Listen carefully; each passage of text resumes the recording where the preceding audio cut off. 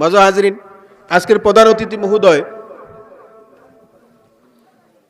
আমরা যারা জীবিত আছি,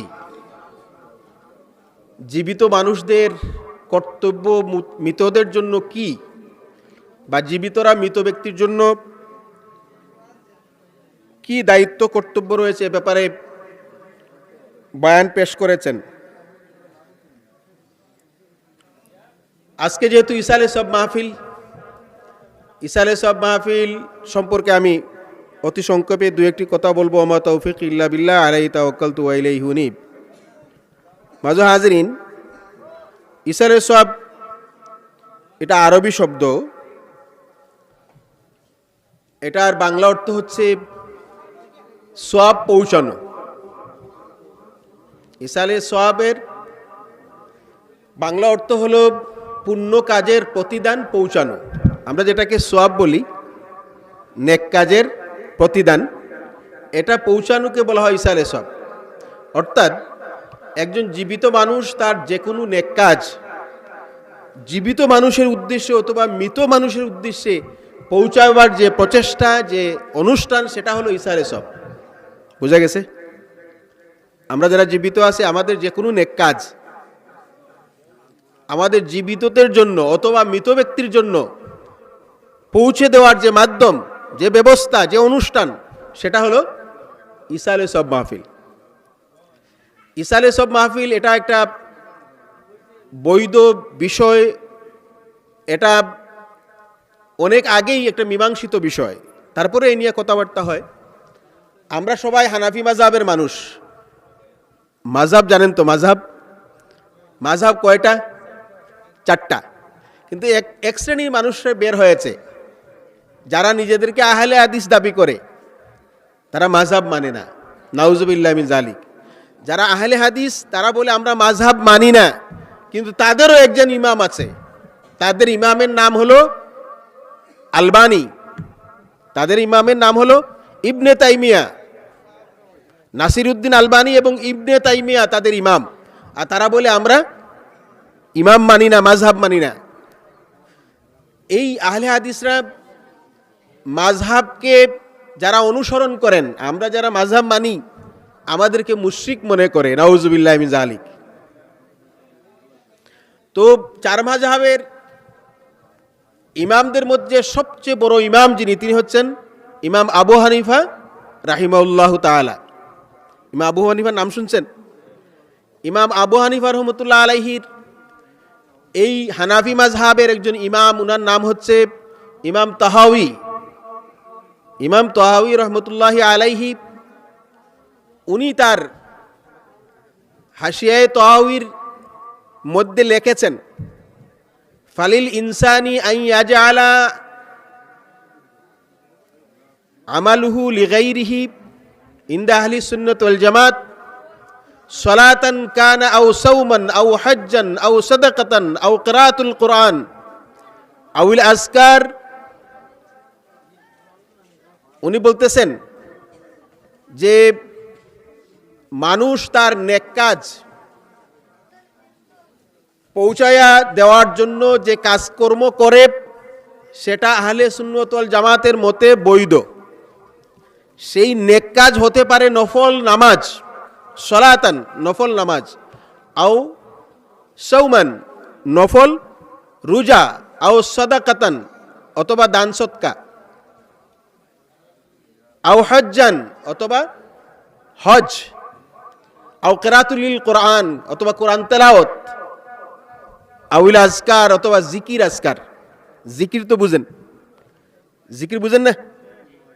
অথবা জিকির, এইগুলা কি হয়? অথবা উনি বলেছেন অন্য যত বৈধ এইগুলা ব্যতীত, নামাজ, রোজা, হজ, সদকা, কোরআন তেলাওয়াত, জিকির, এইগুলা ব্যতীত আরো যত নেক কাজ আছে, সমস্ত নেক কাজ এইগুলা অন্যের জন্য পৌঁছানো আহলে সুন্নাত ওয়াল জামাতের মতে বৈধ। উনি শেষে বলতেছেন ইয়াসিলু যালিকা ইলাল মাইয়িতি ওয়া ইয়ানফাউহু। এই সমস্ত নেক কাজ, নামাজ, রোজা, হজ, সদকা, কোরআন তেলাওয়াত, জিকির, আরো যত নেক কাজ, এই যে আজকের মাহফিল, এইগুলা কি হয়?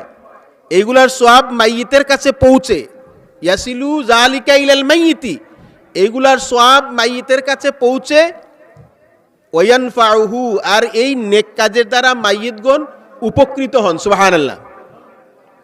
আজকের এই যে ঈসা আলাইহিস সালাম মাহফিল এখানে করা হয়েছে, এখানে উলামায়ে কেরামগণ বয়ান করেছেন না? এই বয়ানের মধ্যে কি ছিল? এই বয়ানের মধ্যে ছিল আল্লাহর প্রশংসা, আল্লাহ রাসূলের উপর দুরূদ শরীফ, কোরআন তেলাওয়াত, শরীয়তের বিভিন্ন মাসলা মাসাইল নিয়ে আলোচনা, এগুলো ছিল না? শেষে মিলাদ শরীফও হবে, দোয়া হবে, দোয়া হয়েছে, আরও হবে। এইগুলা ভালো জিনিস না খারাপ জিনিস? ভালো জিনিস।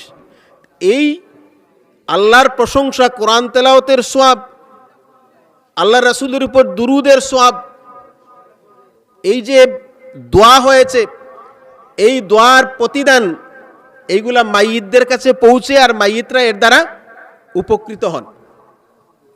মাইয়িতরা কিভাবে উপকৃত হন? হাদিসের মধ্যে এসেছে। আমি হাদিস আমার খুতবার মধ্যে বলেছি, আল্লাহ রাসূল বলছেন, উম্মতি উম্মাতুম মারহুমা, আমার উম্মতরা হচ্ছেন অনুগ্রহপ্রাপ্ত উম্মত। আমার উম্মতরা হচ্ছেন অনুগ্রহপ্রাপ্ত উম্মত, অর্থাৎ আমার উম্মতদেরকে আল্লাহ রাব্বুল আলামিন অনেক অনুগ্রহ করেছেন, এমন অনুগ্রহ করেছেন যে অনুগ্রহ অন্য উম্মতদের জন্য আল্লাহ রাব্বুল আলামিন অন্য কোনো নবীর উম্মতদেরকে দেন নাই। এই উম্মতে মারহুমার দুইটা উদাহরণ আমি হাদিস থেকে বলি। একটা হাদিস আছে, আল্লাহ রাসূল বলেছেন, আমাকে 5টি বিষয় গুণাগুণ দেওয়া হয়েছে যে 5টা গুণ অন্য কোনো নবী রাসূলকে আল্লাহ পাক দেন নাই। কয়টা গুণ? 5টা। আল্লাহ রাসূল নিজে বলেছেন, এটা বুখারী শরীফের রওয়ায়াত, যে আমাকে এমন 5টি গুণাবলী দেওয়া হয়েছে যে গুণাবলী অন্য কোনো নবী রাসূলকে আল্লাহ দেন নাই। এর মধ্যে একটা গুণ আল্লাহ রাসূল বলেছেন, আমাকে এমন ভয় দিয়ে সৃষ্টি করা হয়েছে 3 মাসের দূরত্ব পর্যন্ত শত্রুরা আমার নাম শুনলে ভয় পেত। সুবহানাল্লাহ। বুঝেছেন? আল্লাহ রাসূল বলেছে, আমাকে এমন একটা গুণ দেওয়া হয়েছিল, আমার নাম শুনলে শত্রুরা 3 মাসের দূরত্ব পর্যন্ত ভয় পাইত। মুহাদ্দিসিনে কেরামগণ বলেছেন, আল্লাহ রাসূলের সাথে কাফিরদের অনেক যুদ্ধ হয়েছে না? আল্লাহ রাসূল সরাসরি 27টা যুদ্ধে উনি সেনাপতির দায়িত্ব পালন করেছেন। আরও অনেক যুদ্ধ হয়েছে যেগুলো আল্লাহ রাসূল নিজে অংশগ্রহণ করেন নাই, অন্যান্য সাহাবায়ে কেরামদেরকে সেনাপতি করে পাঠিয়েছেন। আল্লাহ রাসূল বলছেন যে আমাকে এমন গুণাগুণে এমন একটা গুণাবলী দেওয়া হয়েছিল যে 3 মাসের দূরত্ব পর্যন্ত কাফেররা আমার নাম শুনলে ভয় পাইতো আমারে। মুহাদ্দিসিনে কেরামগণ বলছেন, আল্লাহ রাসূলের সাথে কাফেরদের যখন যুদ্ধ হইতো, এই যে আল্লাহ রাসূল বলেছেন 3 মাসের দূরত্ব পর্যন্ত কাফেররা আমার নাম শুনলে ভয় পাইতো, এই ভয়ের কারণেই আল্লাহ রাসূলের কাছে তারা পরাজয় বরণ করেছিল। সুবহানাল্লাহ। 2 নম্বর গুণাগুণ আল্লাহ রাসূল বলছেন, আমার উম্মতদের জন্য পৃথিবীর সমস্ত জমিনকে নামাজের উপযোগী করে দেওয়া হয়েছে, পবিত্র করে দেওয়া হয়েছে। সুবহানাল্লাহ। আমার উম্মতদের জন্য পৃথিবীর সমস্ত জমিন হচ্ছে পবিত্র। আল্লাহ রাসূল বলছেন, যখনই নামাজের ওয়াক্ত হবে, নামাজের আজান হবে, ওই জমিনের যে কোনো জায়গার আমার উম্মতরা নামাজ পড়তে পারবে। অন্য উম্মতদের জন্য এই ব্যবস্থা ছিল না। এই কথার ব্যাখ্যায় মুহাদ্দিসিনে কেরামগণ বলছেন, আল্লাহর রাসূল ব্যতীত, মুহাম্মদুর রাসূলুল্লাহ সাল্লাল্লাহু আলাইহি সাল্লাম ব্যতীত অন্য যত নবী রাসূল ছিলেন, তার উম্মতদের ইবাদত করার নির্দিষ্ট জায়গা ছিল। ইবাদত করার নির্দিষ্ট জায়গা ছিল। ওই নির্দিষ্ট জায়গায় না যে ইবাদত করলে কোনো ইবাদত গ্রহণ করা হতো না। কিন্তু উম্মতে মুহাম্মদের প্রতি আল্লাহ এমন অনুগ্রহ করেছেন, এই যে আল্লাহ রাসূল বলেছে, উম্মতি উম্মাতুম মারহুমা, উম্মতে মুহাম্মদি হচ্ছে অনুগ্রহপ্রাপ্ত উম্মত। আল্লাহর রাসূলের খাতিরে, আল্লাহর রাসূলের জন্য, আমাদের উম্মতদের জন্য সমস্ত পৃথিবীর জমিনকে আল্লাহ নামাজের উপযোগী করে দিয়েছেন। আমরা ঘরের মধ্যে নামাজ পড়তে পারি, আমরা গাড়ির মধ্যে নামাজ পড়তে পারি, আমাদের যে সমস্ত কৃষক ভাইরা আছেন এরা জমিনের মধ্যে নামাজ পড়তে পারেন। অর্থাৎ যত পবিত্র জায়গা আছে, সেটা ট্রেন হোক, বাস হোক, এরপরে উড়োজাহাজ হোক আর নিজের গড় হোক আর মাঠ হোক, যে কোনো জায়গা পবিত্র হলে ওইখানে উম্মতে মুহাম্মদীরা কি করতে পারে? নামাজ পড়তে পারে। এটা হলো উম্মতুম মারহুমা, আমাদের জন্য আল্লাহর অনুগ্রহ। কিন্তু অন্যান্য কোনো নবী রাসূলদের উম্মতরা নির্দিষ্ট জায়গায়, অর্থাৎ আমরা যেটাকে মসজিদ বলি, বাইতুল্লাহ আল্লাহর ঘর, এমনি এবাদত গৃহ ছাড়া, আল্লাহর ঘর ছাড়া যেখানে নামাজ পড়া হতো বা যেখানে এবাদত করা হতো, ওই ঘরে যাওয়া ব্যতীত অন্য কোনো জায়গায় এবাদত করলে এবাদত গ্রহণযোগ্য হইতো না। আমরা ঘরে পড়লেও আমাদের এবাদত গ্রহণযোগ্য হয়। এমনকি আল্লাহ রাসূল গুরুত্ব দিয়ে বলেছেন যে তোমরা ফরজ নামাজের আগে যত সুন্নত আছে এই সুন্নতগুলা নিজের ঘরের মধ্যে পড়ে তারপরে তোমরা জামাতে ফরজ পড়ার জন্য যাবে, যাতে ঘরটা নামাজের দ্বারা আবাদ থাকে। 3 নম্বর আল্লাহ রাসূল নিজের বৈশিষ্ট্যের কথা বলেছেন যে আমার উম্মতদের জন্য এবং আমার জন্য যুদ্ধলব্ধ যে সম্পদ, গনিমতের সম্পদ, এটা হালাল করে দেয়া হয়েছে। অন্য কোনো নবীর উম্মতদের জন্য গনিমতের মাল হালাল ছিল না। এটা আমাদের জন্য অনুগ্রহ না? গনিমতের মাল বুঝেননি? ধর্মযুদ্ধে কাফেরদের সাথে আপনি যুদ্ধ করতে গেছেন, মুসলমানরা কাফেরদের সাথে যুদ্ধ করতে গেছে, ওই কাফেরদের সাথে যুদ্ধ করে যুদ্ধে জয়ী হওয়ার পরে কাফেরদের যে সমস্ত স্থাবর অস্থাবর সম্পত্তি, এই সমস্ত সম্পত্তির মালিকরা কারা হয়? মুসলমানরা হয়। এটাকে বলে মালে গনিমতের মাল, এটাকে বলে যুদ্ধলব্ধ সম্পদ। এটা অন্য কোনো নবী রাসূলদের উম্মতদের জন্য বৈধ ছিল না, খাওয়া হালাল ছিল না। একমাত্র উম্মতে মুহাম্মদের জন্য এটা খাওয়া হালাল। এটা কার জন্য হয়েছে? আমাদের নবীর জন্য এটা আমরা পেয়েছি। সুবহানাল্লাহ। গনিমতের মাল বন্টনের পদ্ধতি আছে, আমি সেদিকে যাব না। আমি যেটা বলছিলাম যে আমরা উম্মতে মারহুমা, আমরা অনুগ্রহপ্রাপ্ত উম্মত। দেখেন, আমরা আল্লাহ রাসূলের খাতিরে, আল্লাহ রাসূলের জন্য পৃথিবীর সমস্ত জায়গা আমাদের নামাজের পড়ার জন্য বৈধ করে দেয়া হয়েছে। শুধু মসজিদে যে নামাজ পড়লে নামাজ হবে তা নয়। আপনি সফরে আছেন, যে কোনো জায়গায় গাড়ি থামিয়ে একটা পবিত্র জায়গায় যদি আপনি রোডের মধ্যে নামাজ পড়ে নেন, আপনার নামাজ কি হয়ে যাবে? পড়া আদায় হয়ে যাবে। কিন্তু অন্য কোনো নবী রাসূলদের উম্মতদের জন্য এটা ছিল না। গনিমতের মালও অন্য নবী রাসূলদের জন্য ছিল না। ওই সময়কার উম্মতরা গনিমতের মালটা কি করতেন? হাদিসের ব্যাখ্যার মধ্যে এসেছে, অন্যান্য উম্মতের নবী রাসূলদের উম্মতরা যখন গনিমতের মাল পেতেন, যুদ্ধলব্ধ সম্পদ পেতেন, এইটারে একটা ঘরের মধ্যে রাখা হতো।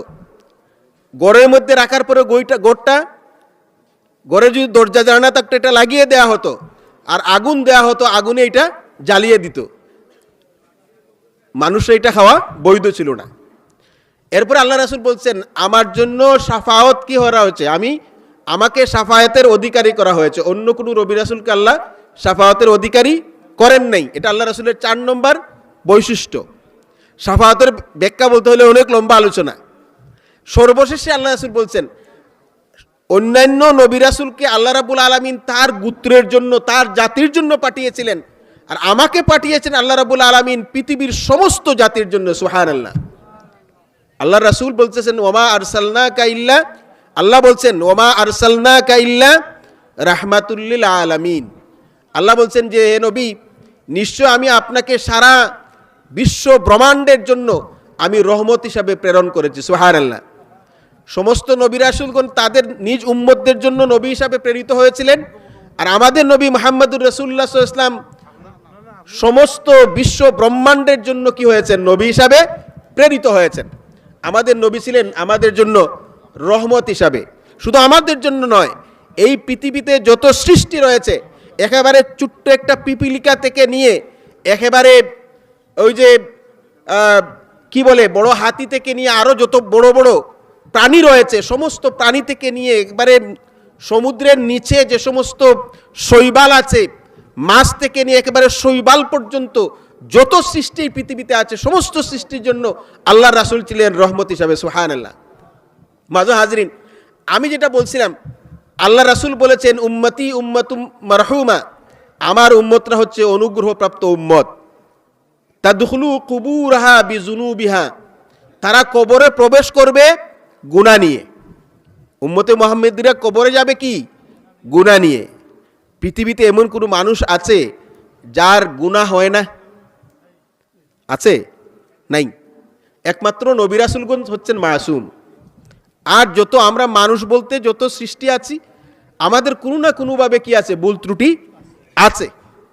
কিন্তু আল্লাহ কি করেছেন, আমাদের এই ভুল ত্রুটি ক্ষমা করার পদ্ধতিও রেখেছেন। পদ্ধতি রেখেছেন না? সেই পদ্ধতিটা কি? তওবা করা। মাজু হাজিরিন, আমি যেটা বলছিলাম যে আল্লাহ রাসূল বলছেন আমার উম্মতরা কবরে প্রবেশ করবে গুনাহ নিয়ে, ওয়া তাখরুজু মিন কুবুরিহা লা যুনুবা আলাইহা। আর তারা যখন কবর থেকে উঠবে তখন তাদের কোনো গুনাহ থাকবে না। সুবহানাল্লাহ। এখানে এই গুনাহ থাকবে এটা কিভাবে?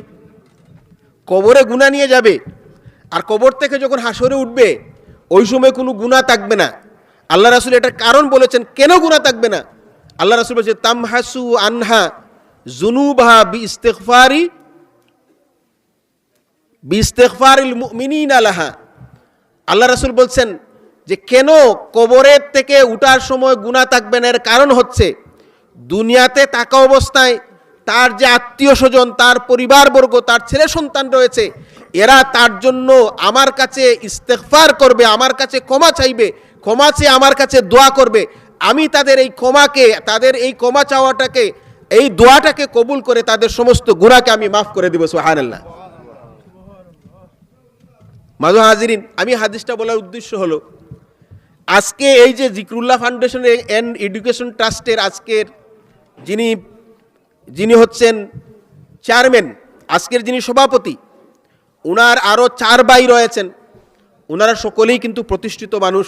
আমি আগে বলেছি আজকের যিনি চেয়ারম্যান উনি আমাদের বড় ভাই। উনি আমাদের সব দিক দিয়ে বড়, আমাদের ক্লাসে বড়, আমাদের বয়সে বড়, সাংগঠনিক দিক দিয়ে বড়, সম্মানে বড়, সব দিক দিয়েই বড়। উনি যে আজকে ইসালে সব মাহফিল করলেন, এটা উদ্দেশ্যটা কি? উনি লিখে দিয়েছেন উনার শ্রদ্ধেয় আব্বাজান, উনার শ্রদ্ধেয় আম্মাজান এবং এই এলাকার যত মুর্দেগান আছেন, যত মাইয়িত ব্যক্তি আছেন, যারা কবরে শায়িত আছেন, উনাদের মাগফিরাতের জন্য আজকের এই ইসালে সব, এটাই তো বিষয়। তাহলে আমরা দেখলাম আল্লাহ রাসূল হাদিসে বলেছেন আমার উম্মতরা গুনাহ নিয়ে কবরে যাবে, আর কবর থেকে যখন হাসরে উঠবে তাদের গুনাহ থাকবে না। কারণটা কি? এই দুনিয়াতে তার আত্মীয় স্বজন, তার সন্তান সন্ততি থেকে নিয়ে পরিবারের মানুষরা তার জন্য আল্লাহর কাছে মাগফিরাত কামনা করবে। 1 দিন, 2 দিন, 3 দিন, 5 দিন, 10 দিন, 100 দিন ক্ষমা চাওয়া হবে। আল্লাহ রাব্বুল আলামিন তাদের এই দোয়াটাকে কবুল করে ওই মৃত ব্যক্তি দুনিয়াতে থাকা অবস্থায় যত গুনাহ করেছিলেন সমস্ত গুনাহগুলোকে মাফ করে দিয়ে তাকে গুনাহমুক্ত করে কিয়ামতে তুলবেন। সুবহানাল্লাহ। আজকের এই মাহফিলে আমরা সমস্ত মুর্দেগানদের উদ্দেশ্যে দোয়া করেছি, আগে হয়েছে, এখন হবে, সামনে হবে। আল্লাহ রাব্বুল আলামিন কার দোয়া কোন সময় কবুল করবেন আমরা তো জানি না। আল্লাহ তো বলতেছেন যে আদ-দুআ হুয়াল ইবাদা, দোয়াটা হচ্ছে একটা ইবাদত, দোয়াটা হচ্ছে ইবাদত। অন্য হাদিসে বলছেন আদ-দুআউ মুখুল ইবাদ, দোয়া হচ্ছে ইবাদতের মূল। তো এই যে দোয়া, এটা একটা ইবাদত, কিন্তু এক শ্রেণীর মানুষ এখন বের হয়েছে দোয়া বলতে কিছু নাই, নামাজের পরে দোয়া নাই, হাত তুলে দোয়া নাই, এইগুলো এখন বলে কিনা। ইউটিউবে আপনারা খুললে, ইউটিউবে সার্চ করলেই দেখবেন দোয়া নাই ওরা বলে। অথচ আল্লাহ রাসূল বলছেন দোয়া একটা ইবাদত। এখন দোয়া যদি না থাকে, ওই যে হাদিসটা আমি বললাম, এটা মুসনাদে আহমদের মধ্যে হাদিসটা এসেছে যে দোয়ার কারণে আল্লাহ রাব্বুল আলামিন কবরবাসীদেরকে মাফ করে দেন, আর এই মাফ করে দেওয়ার কারণে তারা কিয়ামতের ময়দানে গুনাহমুক্ত অবস্থায় উঠবে। অন্য হাদিসের মধ্যে আল্লাহ রাসূল রিওয়ায়াত করছেন, হযরত আবু হুরায়রা রাদিয়াল্লাহু আনহু রিওয়ায়াত করছেন যে আল্লাহ রাসূল একদিন একটা কবরের পাশ দিয়ে গেলেন। আল্লাহ রাসূলের কাশফ হলো, উনি দেখতে পেলেন ওই কবরের যিনি অধিবাসী, যিনি কবরে শায়িত আছেন, ওই ব্যক্তিকে আযাব দেওয়া হচ্ছে, শাস্তি দেওয়া হচ্ছে। আপনারা একটু খেয়াল করবেন, আল্লাহ রাসূল দেখলেন যে ওই কবরবাসী ব্যক্তির শাস্তি হচ্ছে, আযাব হচ্ছে। আল্লাহ রাসূল চলে গেলেন। কিছুদিন পর আবার ওই কবরের পাশ দিয়ে আল্লাহ রাসূল দ্বিতীয়বার যাচ্ছেন। রাসূল করিম সাল্লাল্লাহু আলাইহি ওয়াসাল্লামের কাশফ হলো, আল্লাহ রাসূল দেখলেন ওই ব্যক্তিকে আল্লাহ ক্ষমা করে দিয়েছেন এবং জান্নাতি সমস্ত নিয়ামত রাজির মধ্যে ওই ব্যক্তি ডুবে আছে। সুবহানাল্লাহ। রাসূল করিম সাল্লাল্লাহু আলাইহি ওয়াসাল্লাম আল্লাহর দরবারে ফরিয়াদ করলেন যে হে রাব্বুল আলামিন, আমি কিছুদিন আগে দেখলাম ওই ব্যক্তিকে তুমি শাস্তির মধ্যে রেখেছো, আজকে দেখলাম এই ব্যক্তিকে তুমি ক্ষমা করে দিয়ে তুমি তাকে জান্নাতের নিয়ামত রাজির মধ্যে ডুবিয়ে রেখেছো, এর মাহাত্ম্যটা তো বুঝলাম না। আল্লাহ রাব্বুল আলামিন তার হাবিবকে বললেন, ও আমার হাবিব, ওই ব্যক্তি দুনিয়াতে থাকা অবস্থায় ছোট্ট একটা শিশু রেখে এসেছিল, সন্তান রেখে এসেছিল। ওই সন্তানটা যখন লেখাপড়ার বয়সে উপনীত হলো, তখন তার মা তাকে মক্তবে পাঠিয়েছে। তার মা তাকে লেখাপড়া করতে পাঠিয়েছে। আমি মক্তবের কথা বললাম, লেখাপড়া করতে পাঠিয়েছে। ওই ছেলেটা যখন বিসমিল্লাহির রহমানির রহিম বলে, ওই ছেলেটা যখন আলহামদুলিল্লাহি রাব্বিল আলামিন বলে, তখন আমি আল্লাহ পাকের লজ্জা হয় যে ওই লোকটা, ওই লোকের সন্তান আমার নাম নিচ্ছে, আমার পবিত্র নাম নিচ্ছে, আমার গুণকীর্তন করছে, আর আমি তার পিতাকে কবরে শাস্তি দিচ্ছি। আমি আল্লাহর লজ্জা হয়, এই জন্য ওই সন্তানের আমার গুণকীর্তন করার কারণে তার বাবাকে আমি ক্ষমা করে দিয়েছি। সুবহানাল্লাহ। মাঝে হাজরিন, তাইলে বোঝা গেল আমরা দুনিয়াতে থাকা অবস্থায় আমরা যে সমস্ত সন্তানেদের আছি, আমাদের মা বাবারা কবরে চলে গেছেন, তারা আমাদের জন্য মুখাপেক্ষী শুধু নন, আমরাও তাদের মুখাপেক্ষী আছি। আমাদের তারা যেভাবে মুখাপেক্ষী, আমরা তাদের জন্য কবর জিয়ারত করি, আমরা কবরে যাই তাদের জিয়ারত করি, ওইখানে যাই আমরা কোরআন তেলাওয়াত করি, দুরূদ শরীফ পড়ি, আমরা ওইখানে যাই তাদের জন্য মাগফিরাতের দোয়া করি। এইগুলো আল্লাহ রাব্বুল আলামিন তাদের রুহের মধ্যে পৌঁছে দেন। আমি যে কথা বলছিলাম, তারা যেভাবে শুধু আমাদের মুখাপেক্ষী নন, আমরাও তাদের মুখাপেক্ষী আছি। অন্য হাদিসের মধ্যে আছে, আল্লাহ রাসূল বলছেন, যারা জীবিত ব্যক্তি আছে তাদের নেক আমলগুলা, বদ আমলগুলা তার কবরবাসী আত্মীয় স্বজনের কাছে প্রতি সপ্তাহে একবার প্রেরণ করা হয়। আমরা যারা জীবিত আছি, আমাদের নেক আমলগুলা, আমাদের বদ আমলগুলা আমাদের আত্মীয় স্বজন, পিতামাতা থেকে নিয়ে যারা আত্মীয় স্বজন আছেন তাদের দরবারে পেশ করা হয় সপ্তাহে একবার। যদি আমাদের নেক আমলগুলা উনারা দেখেন, উনারা অত্যন্ত খুশি হন, আনন্দিত হন। আর যদি আমাদের বদ আমলগুলা দেখেন, উনারা অত্যন্ত বেজার হন ও খুশি হন।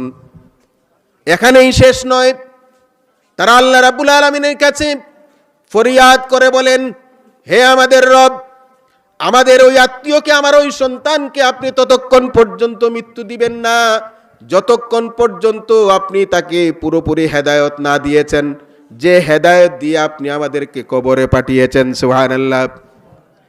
মাআযুল হাজিরিন, আমাদের যেভাবে মুখাপেক্ষী আমাদের পিতামাতা, কবরবাসী পিতামাতা, আত্মীয় স্বজনরা, ঠিক এমনিভাবে আমরাও তাদের মুখাপেক্ষী। আমরা যদি আজকে কবর জিয়ারত করি, আমরা যদি আজকে কোরআন তেলাওয়াত তাদের কবরের পাশে যাইয়া পড়ি, আমরা যদি দুরূদ শরীফ পড়ি, আমরা যদি ওই কবরের পাশে এমনকি ঘরে বসে তাদের জন্য দোয়া করি, আল্লাহ রাব্বুল আলামিন যেভাবে ওইগুলা তাদের জন্য সবরে সানি করে দেন, ঠিক এমনিভাবে আমাদের কবরবাসী আত্মীয় স্বজন পিতামাতারা আমাদের নেক আমল দেখলে খুশি হন, বদ আমল দেখলে আমাদের জন্য হেদায়েতের দোয়া করেন। সুবহানাল্লাহ। মাআযুল হাজিরিন, হাদিসের মধ্যে এসেছে, একজন মৃত ব্যক্তি কাল কিয়ামতের ময়দানে সে দেখবে তাকে পাহাড় সম পরিমাণ নেক আমল দ্বারা পুরস্কৃত করা হয়েছে। ওই ব্যক্তি তখন আল্লাহকে বলবে, হে আমার রব, দুনিয়াতে থাকা অবস্থায় তো আমি এত নেক আমল করি নাই, আমাকে পাহাড় সম পরিমাণ এত নেক আমল দ্বারা কিভাবে মালামাল করা হয়েছে। আল্লাহ রাব্বুল আলামিন বলবেন, ওগো আমার বান্দা, তুমি ঠিক বলেছ, আমি জানি তুমি দুনিয়াতে থাকা অবস্থায় এত নেক আমল করো নাই, কিন্তু দুনিয়াতে তুমি নেক সন্তান রেখে এসেছো যারা প্রতিদিন তোমার জন্য আমার কাছে ক্ষমা চায়, যারা প্রতিটা মুহূর্তে আমার কাছে তোমার জন্য দোয়া করে। আমি আল্লাহ রাব্বুল আলামিন এইগুলাকে জমিয়ে জমিয়ে, এই ইস্তেগফারটাকে, এই দোয়াটাকে জমিয়ে জমিয়ে তোমার জন্য পাহাড় সম পরিমাণ করে দিয়েছি। সুবহানাল্লাহ।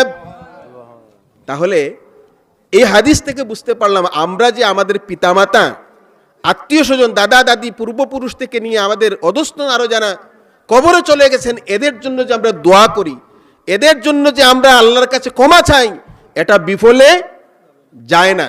এটাকে আল্লাহ জমায়ে জমায়ে রাখেন, আর কিয়ামতের ময়দানে পাহাড় সম পরিমাণ সওয়াবে এটাকে পরিণত করে দিবেন।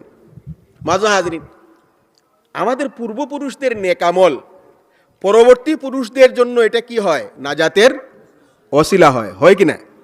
আপনারা সূরা কাহাফ তেলাওয়াত করেন, ওইখানে হযরত মূসা আলাইহিস সালাম এবং হযরত খিজির আলাইহিস সালামের কথোপকথন আছে না? আছে কি না? 3টা ঘটনা আছে। সর্বশেষ ঘটনা হলো, আমরা সকলে জানি, একবার মনে করিয়ে দিতে চাই, হযরত মূসা আলাইহিস সালাম, সাইয়্যিদুনা হযরত মূসা আলাইহিস সালাম হযরত খিজির আলাইহিস সালামের সাথে যাচ্ছেন। লম্বা কাহিনী। খিজির আলাইহিস সালাম এবং হযরত মূসা আলাইহিস সালাম একটা জনপদে গেলেন। যাওয়ার পরে তাদের কাছে ওনারা কি চাইলেন? খাবার চাইলেন, আশ্রয় চাইলেন। ওনারা মুসাফির মানুষ, বললেন আমাদেরকে একটু খাবার দাও, আশ্রয় দাও। এই জনপদের মানুষরা খুব বখিল ছিল, কৃপণ ছিল। তারা ওনাদেরকে চিনতেও পারে নাই। মূসা আলাইহিস সালাম যে আল্লাহর নবী, খিজির আলাইহিস সালাম যে কোনো বর্ণনা নবী আর কোনো বর্ণনা অলি, ওনারা চিনতে পারে নাই। তারা ওনাদেরকে আশ্রয় দেয় না, খাবারও দেয় নাই। দুইজন আবার ফিরে আসছেন, ব্যর্থ মনোরথ হয়ে ওনারা ফিরে আসছেন। আসার পরে দেখলেন ওই বাড়ির পাশে একটা দেয়াল পড়ে যাচ্ছে, একবারে উপর হয়ে আছে, এটা যে কোনো মুহূর্তে পড়ে যাবে। হযরত খিজির আলাইহিস সালাম ওনার হাত দিয়ে এটাকে ঠিক করে দিলেন। আপনি বলবেন যে খিজির আলাইহিস সালামের এত শক্তি, যেখানে মেস্তর 10 জন লাগার কথা ওইখানে এটা ভাঙবে, তারপরে ইট দিবে, সিমেন্ট দিবে, বালু দিবে, তারপরে ওইটাকে বিল্ড আপ করবে। উনি হাত দিয়ে ঠিক করে দিলেন। উনারই ক্ষমতা ছিল, আল্লাহ উনাকে এই ক্ষমতার মালিক করেছেন। খিজির আলাইহিস সালাম এখনো এত ক্ষমতার মালিক, পানির নদীর পানি হোক, সাগরের পানি হোক আর পুকুরের পানি হোক, ওইখানে হযরত খিজির আলাইহিস সালামের রাজত্ব চলে। সুবহানাল্লাহ। নদী ভাঙ্গে না, দেখছেন না? নদীর এই পার এক সময় ভাঙ্গে, আরেক পার ওই সময় আরেকবার ভাঙ্গে। যে পার ভাঙ্গে ওই বিপরীত যে পারটা, এটা কি দেয়? শর্ট দেয়। আবার যখন এই পার ভাঙ্গে তখন বিপরীত পার শর্ট দেয়, আমরা শর্ট যেটাকে বলি। এটা খিজির আলাইহিস সালামের খেলা।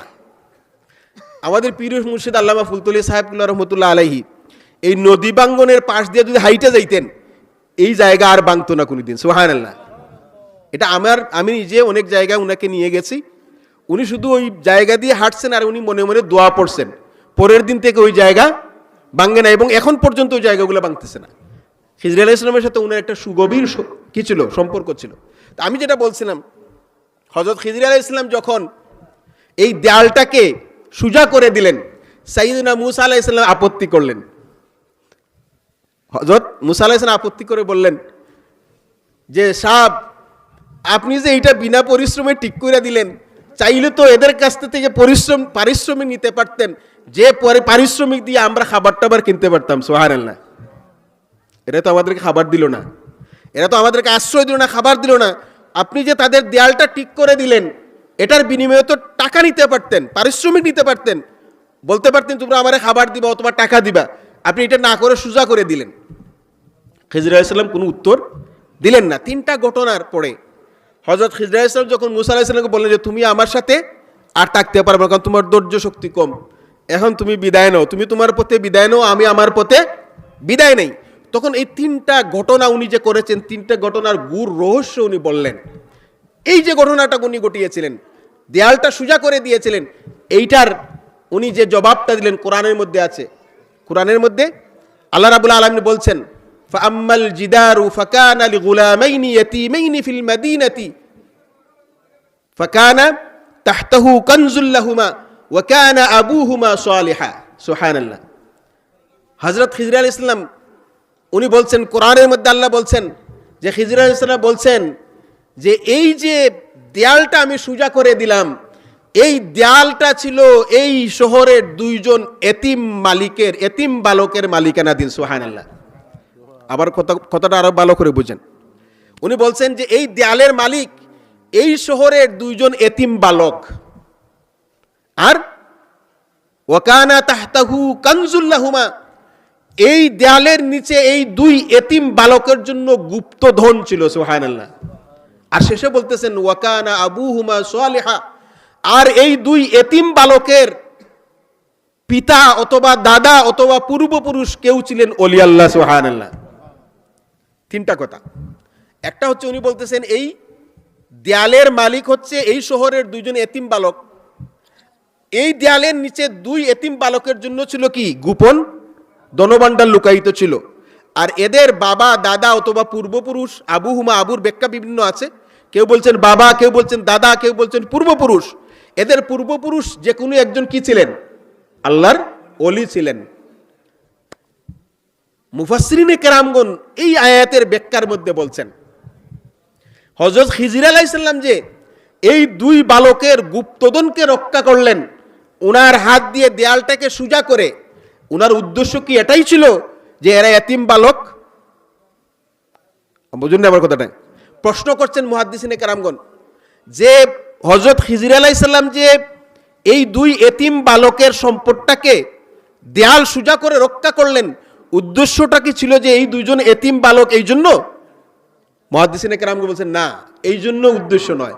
এই এতিম বালকের কারণে এতিমদেরকে তো কি করতে হয়? আল্লাহ রাসূল বলছেন স্নেহ করতে হয়। এতিমদের মাথায় যদি আপনি হাত বুলিয়ে দেন, আল্লাহ রাসূল বলছেন এতিমদের মাথার মধ্যে যদি আপনার হাত বুলিয়ে দেন, আপনার হাতের নিচে এতিমের যতটুক চুল থাকবে এতটুক পরিমাণ সওয়াবের অধিকারী আপনি হবেন। সুবহানাল্লাহ।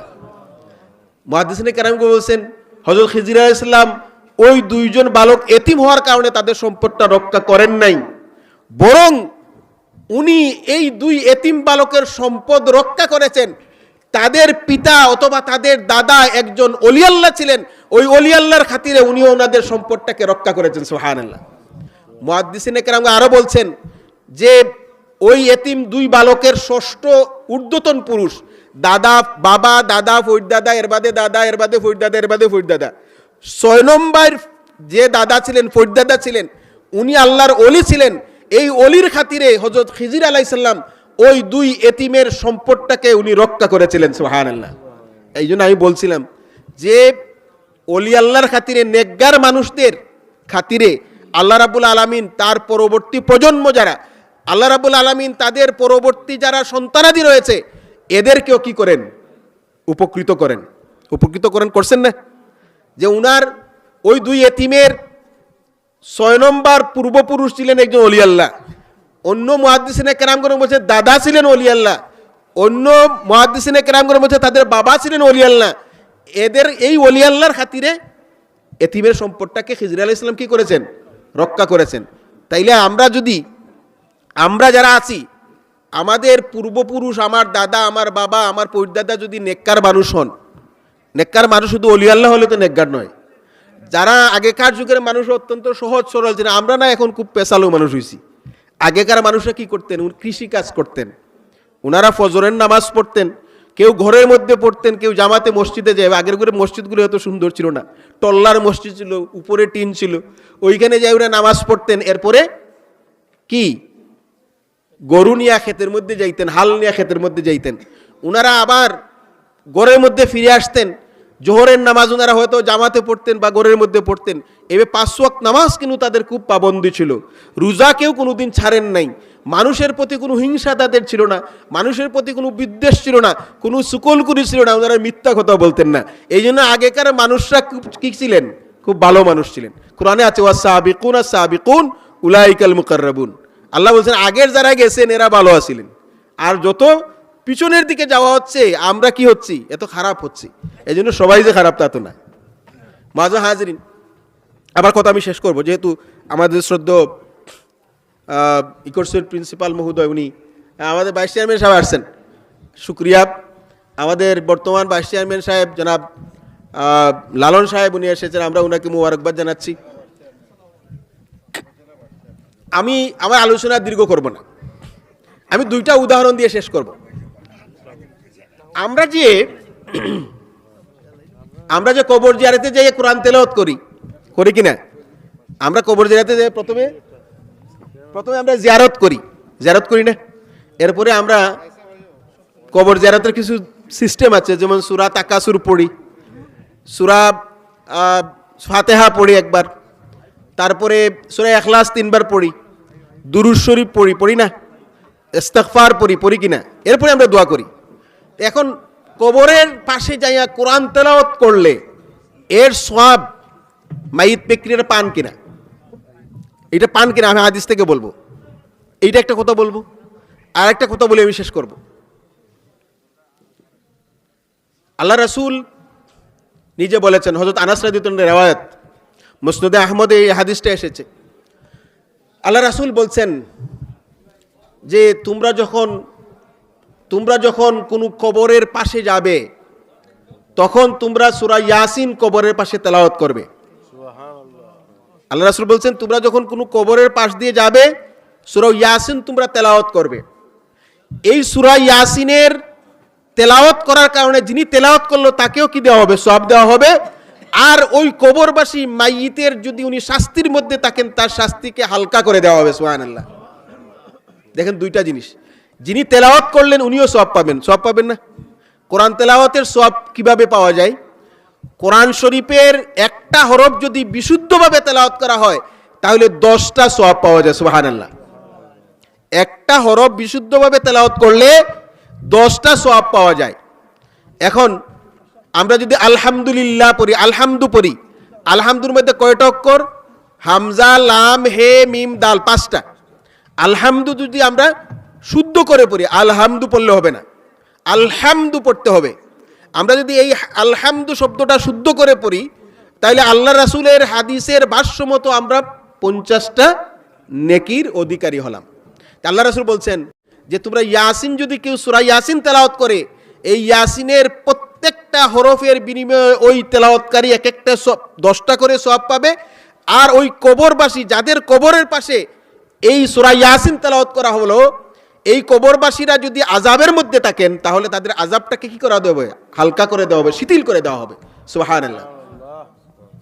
আল্লাহ রাসূল আরো বলেছেন যে তোমরা তোমাদের মৃত ব্যক্তিকে তাড়াতাড়ি কবরস্থ করো, তাকে দাফন করতে দেরি করো না, তাকে অতি দ্রুততার সাথে তোমরা কি করো? কবরের মধ্যে নিয়ে যাও। তাকে যখন কবর দেওয়া হবে তার মাথার পাশে দাঁড়িয়ে তোমরা কি করো? সূরা ফাতিহা তেলাওয়াত করো। আর তার পায়ের দিকে তোমরা বসে বা দাঁড়িয়ে তোমরা কি করো? সূরা বাকারার যে শেষ আয়াত রয়েছে, সূরা বাকারার যে শেষ আয়াত, এই শেষ আয়াতটা তোমরা তেলাওয়াত করো। এই তেলাওয়াতের কারণে এই মৃত ব্যক্তিকে আল্লাহ রাব্বুল আলামিন ক্ষমা করে দিবেন। সুবহানাল্লাহ। এখন এক শ্রেণীর লোকজন বাইর হইছে যে কবর জিয়ারত হারাম, বলে কিনা? বলে কিনা? কবর জিয়ারত যদি হারাম বলে তো ওইখানে যাইয়া আর কোরআন তেলাওয়াত করার কোনো সুযোগ আছে? হ্যাঁ, ওখানে তো জিয়ারতই নাই, তো ওইখানে আপনি কবর জিয়ারতে যেখানে যায় ওখানে তেলাওয়াত করার সুযোগ আছে? এই সমস্ত নিম্মুল্লারা আপনাকে আমাকে নেক আমল থেকে বঞ্চিত করার জন্য, আপনার আমার মাইয়িতদেরকে আযাব থেকে যাতে মুক্ত না হন এই ব্যবস্থা করার একটা সুগভীর ষড়যন্ত্র করছে। ঠিক কিনা? মাজা হাজরিন, আল্লাহ রাসূল ইসলামের প্রাথমিক যুগে কবর জিয়ারতটাকে হারাম করেছিলেন। এটা কেন? আগেকার যুগের মানুষরা কবরের পূজা করত। আইয়ামে জাহিলিয়াতের মানুষরা যারা ছিল এরা আইয়ামে জাহিলিয়াতের যুগে এরা সূর্যের পূজা করত, চন্দ্রের পূজা করত, দেবদেবীর পূজা করত, এরা কবরের পূজা করত। এই জন্য আল্লাহ রাসূল ইসলামের প্রাথমিক যুগে কবর জিয়ারতটাকে কি করেছিলেন? নিষেধ করেছিলেন। কিন্তু পরবর্তীতে আল্লাহ রাসূল বলেছেন ফাজুরুহা, তোমরা কি করো? কবর জিয়ারত করো। ফাইন্না জিয়ারাতুল কবরি তাজকিরুল মাইয়িতে, কেননা কবর জিয়ারতটা তোমাদেরকে কি করে? মৃত্যুর স্মরণ করিয়ে দেয়। কবর জিয়ারত তোমাদেরকে মৃত্যুর কথা, মাইয়িতের কথা, তুমি যে কবরের অধিকারী হবে, অধিবাসী হবে, এটার কথা তোমাকে স্মরণ করিয়ে দেয়। মাজু হাজরিন, সর্বশেষ যে কথাটা বলবো, এই যে আমরা তাসবিহ তাহলিল করি, আমি ইমাম তাহাবী রাহিমাহুল্লাহুর যে ফতোয়াটা বলেছিলাম, যে উনি বলেছেন যে মৃত ব্যক্তির জন্য আমরা যারা জীবিত আছি তারা সবরেসানি করা, অর্থাৎ নেক কাজটা তাদের উদ্দেশ্যে আমরা পৌঁছে দেওয়ার যে ব্যবস্থা করি সেটা যে শরীয়ত সম্মত। উনি বলেছিলেন সলাতান কানা আও সাওমান আও হাজ্জান আও সাদাকাতান আও কিরাআতুল কুরআনি আও ইল আসকারি, উনি বলেছিলেন এটা। এই যে আমরা তাসবিহ তাহলিল করি, আমরা কবরের পাশে যাইয়া কি করি? দুরূদ শরীফ পড়ি, তাসবিহ পড়ি না? এগুলো শরীয়ত সম্মত কিনা? আল্লাহ রাসূল এগুলা করেছেন, হাদিসের মধ্যে এসেছে। আল্লাহ রাসূলের সাহাবী হযরত সাদ ইবনে মুআজ রাদিয়াল্লাহু তাআলা আনহু যেদিন ইন্তেকাল হলো, আল্লাহ রাসূল একজন জলিল কদর সাহাবী ছিলেন, বদী করার সুযোগ আছে। ওইখানে তো কেউ যারা নেককার মানুষ ছিলেন দুনিয়াতে থাকা অবস্থায়, ওইখানে নেকি করার কোনো সুযোগ নেই। যারা দুনিয়াতে থাকা অবস্থায় খারাপ মানুষ ছিল, ওইখানে পাপ কাজ করারও সুযোগ নেই। এরা আমাদের হাতের দিকে তাকিয়ে আছেন। আমরা যদি কোনো নেকির কাজ করে তাদের জন্য পাঠাইবার ব্যবস্থা করি তাহলে এটার দ্বারা ওনারা কি হন? উপকৃত হন। মাজু হাজরিন, আল্লাহ রাসূল বলেছেন যে তোমরা কি করো, তোমরা তোমাদের মাইয়িতদেরকে নেককার বান্দাদের কবরের পাশে কবর দাও। আদফিনু মাউতাকুম, আল্লাহ রাসূল বলছেন আদফিনু মাউতাকুম, তোমরা তোমাদের মাইয়িতদেরকে দাফন করো কি নেককার বান্দাদের পাশে। এটার দ্বারা কি হয়, আল্লাহ রাসূল উদাহরণ দিয়ে বলছেন, দুনিয়াতে থাকা অবস্থায় একজন মন্দ প্রতিবেশীর জ্বালা যেভাবে একজন মানুষ অনুভব করে, কথাটা বুঝলে কঠিন হয়ে গেছে। আপনার আমার পাশের ঘরের লোক যদি খারাপ থাকে, গালাগালি করে, আপনাকে করুক না, সে যদি তার ঘরের মানুষকে গালাগালি করে, আপনি একজন ভালো মানুষ, ওইটা শুনলে আপনার খারাপ লাগে না? যে ওই লোকটা গালাগালি করতেছে, এই লোকটা তো আসলে কি আইসেই ঘরের মধ্যে গালাগালি শুরু করে, আপনার ওইটা কি হয়, আপনাকে একটু যন্ত্রণা দেয়, পীড়া দেয় কিনা? আর আপনাকে যখন গালি দেয় তো আরো বিষণ্ণ অবস্থা হয়। আল্লাহ রাসূল বলছেন, দুনিয়াতে থাকা অবস্থায় একজন মন্দ প্রতিবেশীর কারণে একজন ভালো প্রতিবেশী যেভাবে কি হয়, পীড়া পায়, কষ্ট পায়, ঠিক এভাবে একজন কবরবাসী ব্যক্তির যদি কবরে আযাব হয়, তার পাশে যদি নেককার কোনো কবরবাসী থাকেন, তারও কি হয়, কষ্ট হয়। এই জন্য তোমরা নেককার মানুষদের পাশে কি করো, তোমাদের মাইয়িতদেরকে তোমরা কবর দাও। এটা দ্বারা উপকার কিভাবে হয়, অন্য হাদিসের মধ্যে আল্লাহ রাসূল বলছেন যে একজন মদিনার একজন মানুষ ইন্তেকাল করলেন, তাকে কবর দেওয়া হলো। সাহাবায়ে কেরামদের মধ্যে কিছু সংখ্যক সাহাবায়ে কেরামরা ওই কবরের পাশ দিয়া গেলেন, যাওয়ার পরে দেখলেন ওই ব্যক্তিকে আল্লাহ রাব্বুল আলামিন শাস্তি দিচ্ছেন। সাহাবায়ে কেরামদের কাশফ ছিল, ওনারা কিন্তু অন্তর্চক্ষু দ্বারা বুঝতে পারতেন, আল্লাহ রাসূলের তো ছিলই, আল্লাহ রাসূলের জলিল কদর সাহাবীদেরও ওনাদের কাশফ ছিল, ওনারা যদি চক্ষু ওইভাবে মুছতেন, ওনারা মাটির তলে কি হয়, আল্লাহর আকাশের মধ্যে কি হয়, ওনারা বুঝতে পারতেন। এখনো ওলি আল্লাহরা এই দুলার মাটিতে বসে ওনারা যদি একবার চোখ বুঝেন, আল্লাহর আরশে আজিম পর্যন্ত এই দুনিয়ার দুলার জমিনে বসে ওনারা দেখতে পারেন। সুবহানাল্লাহ। ওলি আল্লাহদের ক্ষমতা এতটুক আছে, চোখের পাওয়ার এতটুক। আপনারা শুনেছেন বিড়ালের চোখের পাওয়ার কতটুক, কতটুক বলেন তো? বিড়াল কত মাইল পর্যন্ত অন্ধকারে দেখতে পারে জানেননি? হ্যাঁ, কত মাইল পারে? হ্যাঁ, কত মাইল? হায়াতুল হায়ওয়ানের মধ্যে আছে বিড়াল 6 থেকে 6.5 মাইল দেখতে পারে অন্ধকারের মধ্যে, বিড়াল তার চোখ দিয়ে। বিড়ালের চোখ দেখেন ঝলঝল করে অন্ধকারে দেখতে পারে। একটা কুকুর হায়াতুল হায়ওয়ানের মধ্যে আছে, একটা কুকুর, একটা পোষা কুকুর। আপনি একটা কুকুরকে কি করেছেন, ছোট থেকে একবারে পুষেছেন, পালছেন, যেটা আমরা বলি, আপনার কথা খুব শুনে। আপনি যদি বলেন ওইখানে যা, দৌড় দে, আপনি যদি বলেন এই দিকে আয়, দৌড়ে আসে। আগেকার যুগে প্রশিক্ষণপ্রাপ্ত কুকুর, মানুষ শিকারের জন্য প্রশিক্ষণপ্রাপ্ত কুকুর পালতো, প্রশিক্ষণের বিভিন্ন সিস্টেম আছে, শরীয়ত দিয়ে দিয়ে। এখন আর এগুলো নাই, এখন তো বন্দুক টন্দুক বাইরে হয়ে গেছে। আগেকার যুগে কি কুকুর পালতো মানুষ শিকার ধরার জন্য, এটারও শরীয়তের একটা পদ্ধতি আছে। তো কুকুরের ক্ষমতা কতটুকু, একটা পোষা কুকুরকে যদি 3টা সমুদ্রের ওই পারে ছেড়ে দেওয়া হয়, খেয়াল করবেন, একটা পোষা কুকুরকে যদি 3টা সমুদ্র কত বড় চিন্তা করেন, 3টা সমুদ্রের ওই পারে রেখে দেওয়া হয়, আর তাকে যদি বলা হয় যে তুমি তোমার প্রভুর বাড়ি, তোমার মালিকের বাড়িতে যাইতে যদি চাও তুমি চলে যেতে পারো, অথবা তাকে ওখানে ছেড়ে দেওয়া হলো, সে যদি চায় ওই 3টা সমুদ্রের পানি পেরিয়ে তার মালিকের বাড়িতে আসার মতো ক্ষমতা আল্লাহ তাকে দিয়ে দিয়েছেন। সুবহানাল্লাহ। একটা কুকুর যেটা হচ্ছে নাপাক প্রাণী, একটা কুকুর যেটা হচ্ছে সবচেয়ে নাপাক প্রাণী এবং সবচেয়ে হিংসুক প্রাণী, আল্লাহ যদি তাকে এত ক্ষমতা দিয়ে দেন, আশরাফুল মাখলুকাত যারা আমরা মানুষ, আমরা হচ্ছে সৃষ্টির সেরা জীব, আমরা যদি আমাদের অন্তরাত্মাকে পবিত্র করতে পারি, আমরা যদি আল্লাহর বনে যেতে পারি, তাহলে আমি আগে বলেছিলাম এই দুলার পৃথিবীতে বসে একবার যদি চোখ বুঝেন, তাহলে আল্লাহর আরশের আজিম পর্যন্ত দেখার ক্ষমতা আল্লাহ আপনাকে দিয়ে দিবেন। সুবহানাল্লাহ। মাঝে হাজরিন, আল্লাহ রাসূল বলছেন যে আল্লাহ রাসূলের সাহাবায়ে কেরামগণ ওই কবরের পাশ দিয়ে যাচ্ছেন, যাওয়ার পরে ওনাদের কাশফ হলো, ওনারা দেখলেন এই লোকটাকে আল্লাহ আযাব দিচ্ছেন, শাস্তি দিচ্ছেন। ওনারা চলে গেলেন। কিছুদিন পর আবার ওই লোকের কবরের পাশ দিয়ে সাহাবায়ে কেরামদের একটা দল যাচ্ছেন, ওই দলের লোকরাই। ওনারা দেখলেন যে এই লোকটাকে আল্লাহ ক্ষমা করে দিয়েছেন এবং সে খুব আরাম আয়েশের মধ্যে আছে। তখন ওই লোকটাকে জিজ্ঞাসা করা হলো, কোনো বড় আছে স্বপ্ন যুগে জিজ্ঞাসা করা হয়েছে, স্বপ্ন যুগে জিজ্ঞাসা করা হলো যে আমরা আপনাকে কিছুদিন আগে দেখলাম যে আপনি আযাবের মধ্যে আছেন, আবার দেখলাম এখন আল্লাহর নিয়ামত রাজির মধ্যে আপনি ডুবে আছেন, কারণটা কি? ওই লোকটা উত্তর দিয়েছিলেন, মৃত ব্যক্তি উত্তর দিয়েছিলেন যে কাল অথবা পরশুদিন একজন মানুষ মারা গেছেন, তাকে আমার কবরের পাশে কবর দেয়া হয়েছে, ওই লোকটা ছিলেন নেককার মানুষ, ভালো মানুষ।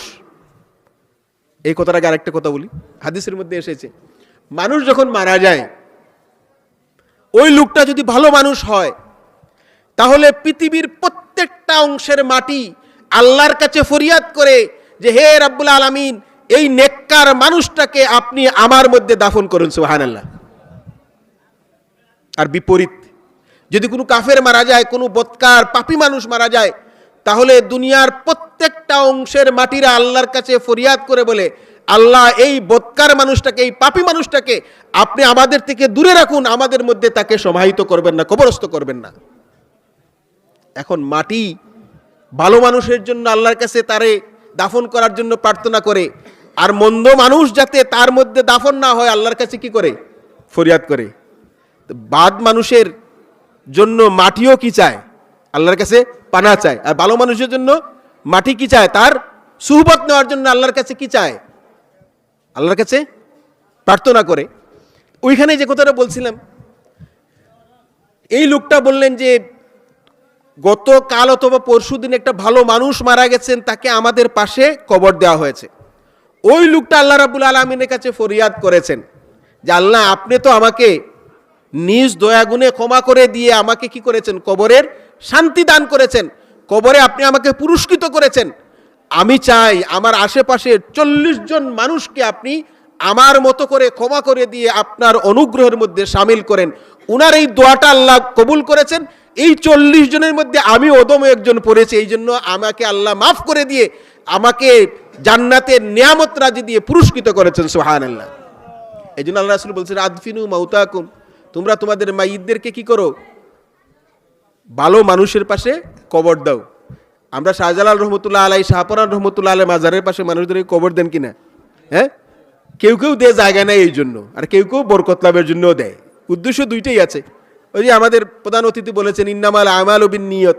এই মাজলিসে আমরা এসেছি, নিয়ত যদি ভালো থাকে, এইখান থেকে কিছু সওয়াব নিয়ে যাব, তাহলে এখানে যে সিন্নি দেওয়া হবে, আপনাকে কি দেওয়া হবে না? আপনি পাইবেন কিনা সিন্নি? শেষে যে সিন্নি দেওয়া হইবে, আপনার এই নিয়তের কারণে আপনাকে কি সিন্নি থেকে বঞ্চিত করে হইব? না, সিন্নি দেওয়া হইব। আপনি এখানে এসেছেন সওয়াব নিয়ে যাওয়ার জন্য, নিয়ত ভালো, সিন্নিও খাইবেন, সওয়াবও নিয়ে যাবেন। আর আমরা যারা এসেছি শুধু সিন্নি খাওয়ার জন্য, ওইখানে আপনি সিন্নি ঠিকই পাবেন, কিন্তু সওয়াব নিয়ে যেতে পারবেন না। নিয়ত ঠিক করতে হবে। মজা আছে। আমি আমার আলোচনা দীর্ঘ করতে চাই না। আজকের এই যে ইসালে সব মাহফিল, এই মাহফিলে আমি আগে বলেছি, এখানে আল্লাহ রাব্বুল আলামিনের প্রশংসা করা হচ্ছে, কোরআন তেলাওয়াত হচ্ছে, দুরূদ শরীফ হচ্ছে, শরীয়তের হুকুম আহকাম মাসলা মাসাইল নিয়ে আলোচনা হচ্ছে, এখানে মিলাদ শরীফ হবে, দোয়া হবে। এইগুলার আল্লাহ রাব্বুল আলামিন যাতে কবুল করেন, সবাই বলে আমিন। এবং এইগুলার সওয়াব যেন আজকের এই মাহফিলে যাদের উদ্দেশ্যে করা হয়েছে, এই মাহফিলটা মরহুম হাফিজ শরীয়ত উদ্দিন এবং শামসুন্নেসা এবং এই এলাকার যত মুর্দেগান, তাদের রুহের মধ্যে, তাদের আরওয়ারের মধ্যে যাতে আল্লাহ পৌঁছে দেন, সবাই বলে আমিন।